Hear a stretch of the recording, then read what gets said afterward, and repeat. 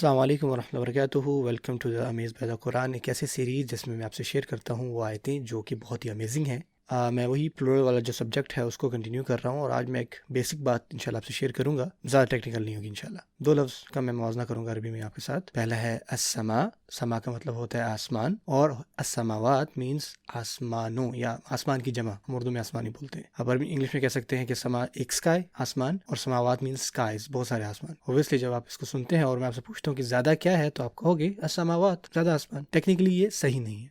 عربی میں جو لفظ سما ہے نا، یہ انفینٹی ہے۔ اس کا مطلب یہ ہے کہ جو بھی اوپر ہے نا وہ سب سما ہے، جو بھی آپ کے اوپر ہے یہ سب سما میں آتا ہے۔ تو جب آپ کہتے ہو کہ جو بھی اوپر ہے، ہم یہ سما لفظ یا آسمان نہیں یوز کرتے، جو بھی آپ کے اوپر ہے، تو آپ نے اس میں کوئی لمٹ نہیں ڈالی ہے، آپ نے کوئی ایسی چیز ریفر کی ہے جو کہ انلمیٹڈ ہے، پتہ نہیں کہاں تک ہے آسمان۔ لیکن جب آپ کہتے ہیں السماوات، آسمان یا زیادہ آسمان، تو قرآن مجید میں جب یہ سماوات یوز ہوتا ہے تو اس کا مطلب 7 آسمان ہوتے ہیں۔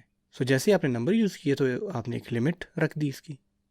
سو ٹیکنیکلی جو سما ہے، جو سنگولر ہے، وہ انلمیٹڈ ہے، اور جو سماوات ہے وہ لمیٹڈ ہے، مطلب جو جمع ہے وہ لمیٹڈ ہے اور واحد جو ہے وہ انلمیٹڈ ہے۔ تو دوبارہ اس بات سمجھیں کہ قرآن مجید میں آتا ہے کہ جو اسکائی ہے، جو سما ہے، وہ انلمیٹڈ ہے، اور جو اسکائز ہے وہ لمیٹڈ ہے۔ انگلش میں ایسا نہیں، انگلش میں تو آپ سوچیں گے کہ یار جو جمع ہے وہی زیادہ ہے، عربی میں اس کا اپوزٹ ہے۔ اللہ تعالیٰ قرآن مجید میں کیا فرماتے ہیں؟ قال ربی یعلم القول فی السماء، انہوں نے کہا کہ میرا رب جو ہے، میرے رب جانتے ہیں قول کو آسمان میں، لفظ کو آسمان میں، کہ میرے رب جو ہیں وہ جانتے ہیں جو بھی قول ہے آسمان میں۔ اب اس بات کو دھیان سے، سورہ فرقان میں ایک دوسری جگہ اللہ فرماتے ہیں قل انزلہ الذی یعلم السر فی السماوات، ان کو کہہ دیں کہ یہ بھیجا گیا ہے اس کی طرف سے جو جانتا ہے جتنے بھی راز ہیں آسمانوں میں۔ جمع آ رہی ہے یہاں پہ، دو ایکسپریشنز ہیں، آسمان میں لفظ، آسمان میں قول، اور آسمانوں میں راز۔ اب آپ سوچیں کہ ایک جگہ آسمانوں کیوں ہیں اور ایک جگہ آسمان کیوں ہے؟ سو جو لفظ قول ہے، جیسے آپ لفظ کہتے ہو یا ورڈ کہتے ہو، آپ کہہ سکتے ہیں کہ آپ راز میں بھی کہہ سکتے ہو، سیکرٹ میں بھی، اور پبلک میں بھی کہہ سکتے ہو۔ لیکن جو سیکرٹس ہیں وہ ایک طرح کے لفظ ہوتے ہیں جو کہ آپ پرائیویٹ میں کسی سے کر رہے ہوتے ہو، ہے کہ نہیں سر؟ سو آپ دیکھیں جو لفظ ہے ورڈ یا قول، یہ بہت زیادہ معنی رکھتا ہے اپنے آپ میں، اور جو لفظ سیکرٹ ہے اس میں کچھ لفظ ہوتے ہیں۔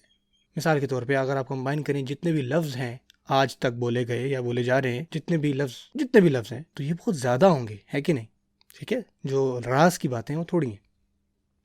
تو جب اللہ تعالیٰ کہتے ہیں کہ وہ لفظ جانتے ہیں تو اس کا مطلب یہ ہے کہ وہ لفظ آسمان میں جانتے ہیں، اور جو لفظ یہاں پہ آسمان ہے وہ براڈر ہے، وہ انلمیٹڈ ہے، جو ہم نے بات پہلے کر لی ہے۔ اور یہاں اللہ دوسری جگہ فرماتے ہیں کہ جس نے ان کو نازل کیا وہ جانتا ہے جتنے بھی راز ہیں آسمانوں میں، کیونکہ آپ کو پتہ ہے جو راز ہے وہ بھی لفظ سے نکلتا ہے۔ جیسے کہ آسمان ہم کہتے ہیں کہ جو بھی ہمارے اوپر ہے اس سب میں آتا ہے۔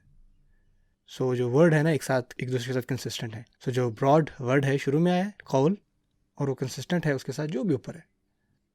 اور جو لمیٹڈ لفظ ہیں، جو راز کی باتیں ہیں، جو کہ سیکرٹ ہے، تو زیادہ بہتر تھا یوز کرتے لمیٹڈ ٹرم جو کہ السماوات ہے۔ تو یہ میرا معنی ہوتا ہے جب میں کہتا ہوں اتنی پریسیجن ہے قرآن مجید میں۔ آپ پتہ ہے ایک دوسرے کے ساتھ آیتیں نہیں آئیں، ایک آیت سورہ انبیاء میں ہے، ایک آیت سورہ فرقان میں ہے، اور یہ دور دور آیتیں، اور جس طرح سبحان اللہ قرآن مجید آپ کے سامنے ہے۔ اور آپ کو پتہ ہے کہ یہ بول آپ وسلم تلاوت کرتے تھے اس کی، ہمارے سامنے تو بھی ایک ٹیکسٹ ہے نا، ہم پڑھتے ہیں، دیکھتے ہیں، ہم ایک دوسرے کے سامنے اس کو رکھ بھی سکتے ہیں، موازنہ کر سکتے ہیں۔ رسول اللہ صلی اللہ علیہ وسلم کے سامنے ایسا نہیں ہوتا تھا، آپ صلی اللہ علیہ وسلم پر نازل ہوتی تھی تو وہ ان کی تلاوت کرتے تھے۔